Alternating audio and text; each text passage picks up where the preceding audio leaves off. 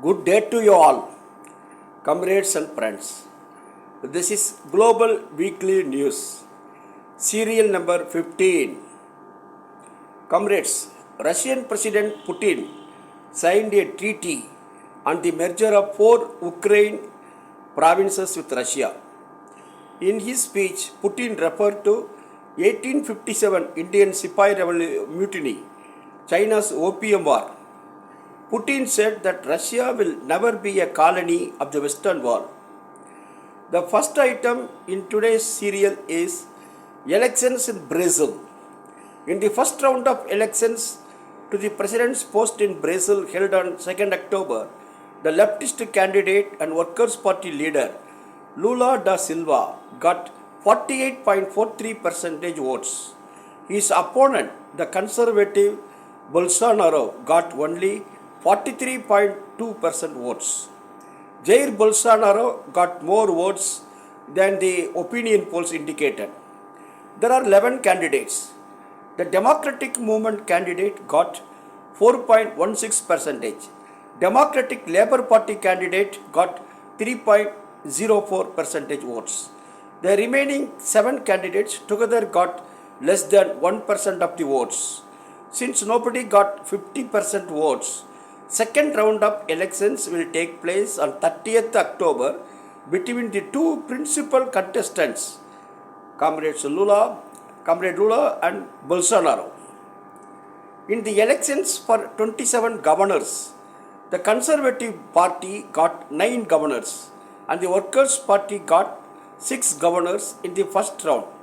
In the Deputy Chamber of Congress, that is the lower house, Conservative Party got 99 seats, 23 more than the last time. The Workers' Party got 79 seats, 11 seats more than the last time. In the Senate, the upper house, the Conservative and Workers' Party got 7 and 9 seats respectively. Bolsonaro has the support of evangelical Christians, big business, rural landlords, police and military families. Bolsonaro implemented pro-liberal, pro-market policies. Forest lands were exploited economically by private individuals. Bolsonaro's foreign policy is pro-US and pro-Israel. Due to mismanagement of COVID-19 under Bolsonaro's rule, fourth highest in the world that occurred in Brazil. 680,000 people died. That is 680,000 people died due to corona in Brazil, the fourth largest in the world. Bolsonaro opposed unisex marriage, abortion and secularism. 63-year-old retired military officer Bolsonaro won the president's post in 2018 elections. Lula da Silva is 76 years old, a metal worker, a trade union leader. He was president of Brazil from 2003 to 2010. Lula implemented pro-working class and social welfare schemes. He took efforts for the people to recover from poverty and malnutrition. During 8 years of Lula's rule, Brazil attained economic stability. Lula paid back the IMF loans fully 2 years before the schedule. Lula was not allowed to contest on the alleged corruption charges. Later on, the cases are dismissed. Lula is very confident of winning in the second round of elections. He will have close contact with all sections of Brazilian society in the month of October. During the first round of campaign, Lula was supported and welcomed by large sections of people. The theatre artists, the musicians, and the members of landless workers' movement were all there in the streets, playing their various musical instruments and dancing. They all shouted that they will restore democracy in Brazil. A section of the bourgeoisie also supported this time Lula. Lula had a dinner with 100 big businessmen. During Bolsonaro's rule, 28,000 big companies were closed. 33 million people, that is 3.3 crore people, are in hunger. 12.5 crore, or that is 125 million people, have food insecurity in Brazil. Brazil's currency value also declined. Lula da Silva is having alliances with people's movements, trade unions, black people organizations and women's movement. Lula's Workers' Party shall get majority in the parliament to face any impeachment motion in future. People believe that if Lula wins, there will be access to higher education, access to housing, and restoration of peace in Brazil. People take part in the election campaign very enthusiastically. The supporters of Bolsonaro are coming in motorbikes, threatening people. They create fear complex among the voters. They want to see the voters do not vote, do not take part in the elections. Second item in today's serial, Global Weekly News, serial number 58. The second item is hurricane in Cuba. Comrades and friends, last week the hurricane Piana hit Puerto Rico, the US colony in the Caspian Sea. For 2 weeks, 2.5 lakh people or 0.25 million people were there without power. This week, the hurricane hit the western part of Cuba, including Havana. Large trees were uprooted. Power grid was destabilized in Cuba. Half the people of Cuba were without power for more than 48 hours. The Cuba's electric company restored the operation of thermoelectric plants. Out of 25 hospitals, power was restored to 12 hospitals. What Cuba needs now is construction materials, construction equipments, electrical cables, etc. Mexico and Venezuela restored their relations. Lopez Obrador, Mexico president, and Nicolas Maduro, Venezuelan president, they jointly decided to send construction materials to Cuba. 4 years back, the Hurricane Maria hit Puerto Rico. Only after 1 year, normal situation was restored after the hurricane havocs. Cuba's case is different.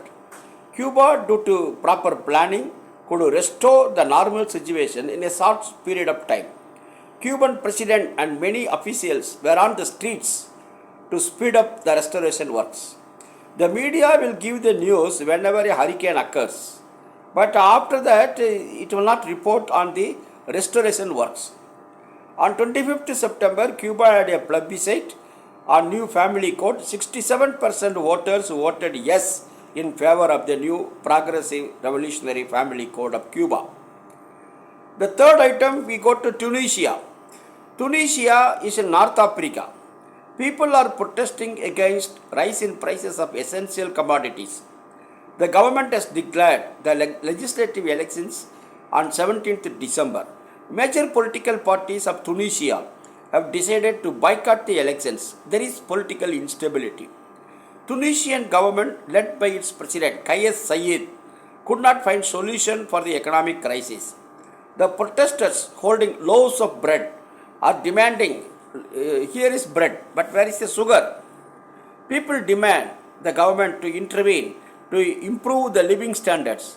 Protesters put up blockades by burning tires on the roads. The rumor that one person committed suicide due to government oppression spread, and this led to road blockades by the protesters.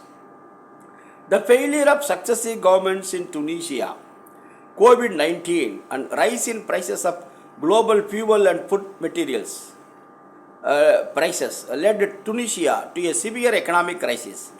Officially, inflation is risen to 9% due to non-settlement of import bills.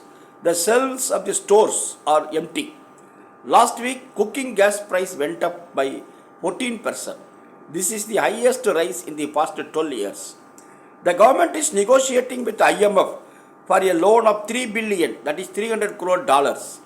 As usual, IMF is insisting on its own stringent conditions like wage freeze, withdrawal of subsidies, reduction in social expenses and privatization, etc. In July, Tunisia passed a new constitution. New electoral law came into effect from August. The major political parties did not take part in the plebiscite and the new constitution draft. As per the new constitution draft, the president will be having more powers and the parliament's powers are very much reduced. Comrades and friends, we go to Haiti. In the recent weeks, Haiti streets are full of rallies and blockades. People of Haiti are expressing their anger against US interventions in Haiti's internal affairs. They protest before the banks, non-governmental organizations, including the charities of Catholics. From 22nd August, tens of thousands of people are in the streets demanding the resignation of acting President Ariel Henry. Due to US sanctions on Venezuela, Venezuela could not supply subsidized fuel to Haiti from 2018 March.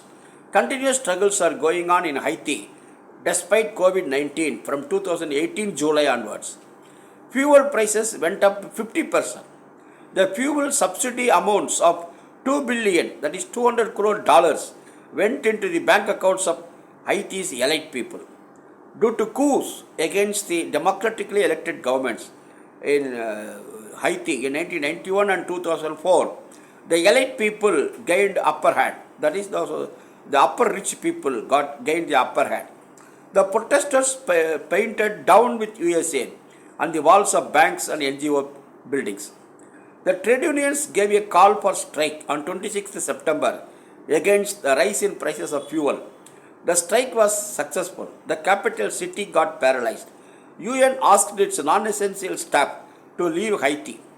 Ariel Henry becomes Haiti's president after the murder of former President Jovenel Moise. Henry is supported by United States, European Union, and the United Nations. There was a coup in 2004. In 2010, Haiti faced a catastrophic earthquake. Under such a situation, US and European Union brought their NGOs to Haiti. These NGOs give 80% public services. These NGOs looted the earthquake relief materials. Haiti's parliament decided to increase the minimum daily wages to $5, but US government intervened and stopped this. In 1804, Haiti had a revolution. Haiti was under US aggression between 1915 and 1930.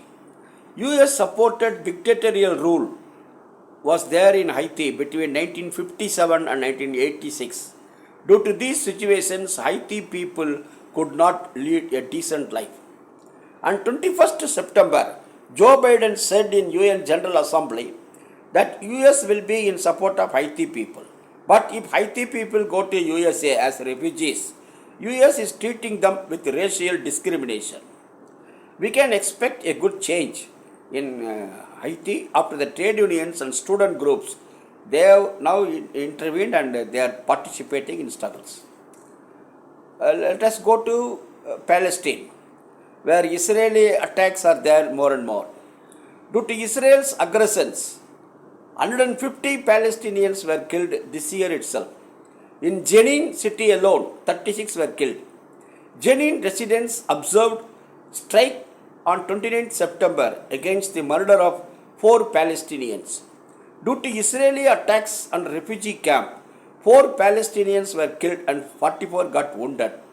Thousands of Palestinians took part in the funeral procession. As soon as the news on the killings spread, the Palestinians in different parts of Palestine, including Hebron, Ramallah, demonstrated for the freedom of Palestine and justice to the victims.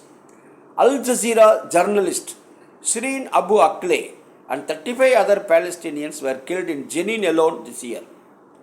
US Special Coordinator for the Middle East Peace Process briefed the UN Security Council on 28 September about the deteriorating situation in the West Bank and increasing Israeli violations of Palestinian rights. He called for immediate steps to end the occupation. Palestinian Authority presidential spokesperson said that mere condemnation of Israel is not enough. He said that Israel has no regard for Palestinian lives and behaves like a rogue state by violating all the international laws and norms. Let us go to Belgium. The Workers' Party of Belgium has demanded that the government cap the rise in price of fuel and food, increase wages and pensions, and tax the excess profits made by energy corporations like NG Electrabel.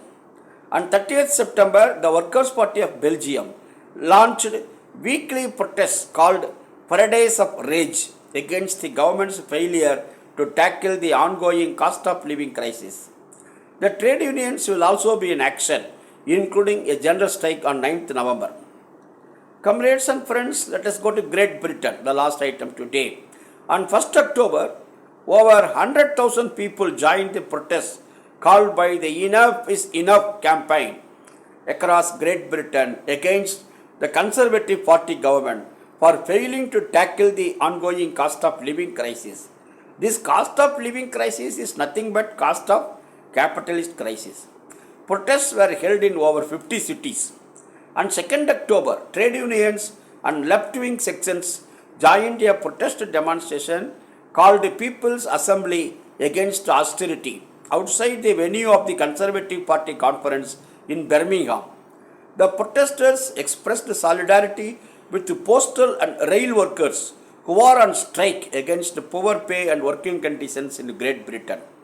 Cadre of all major trade unions in the country, junior doctors movement, as well as political parties like the Communist Party of Britain and Young Communist League expressed solidarity with the protests and participated in the mobilizations. Due to the ongoing Russia-Ukraine war and sanctions imposed by the European Union and United States on Russian energy exports to Europe, energy prices have skyrocketed in all the European countries. And winter is coming, it is going to be very severe. Profiteering by multinational energy producers and suppliers amidst this crisis has worsened the situation. Member of Parliament from the Labour Party, Jeremy Corbyn, he enthused the protesters by saying that, well, we are here to win. Thank you, comrades, for listening to Global Weekly News serial number 15. Let us see next week. Thank you, comrades.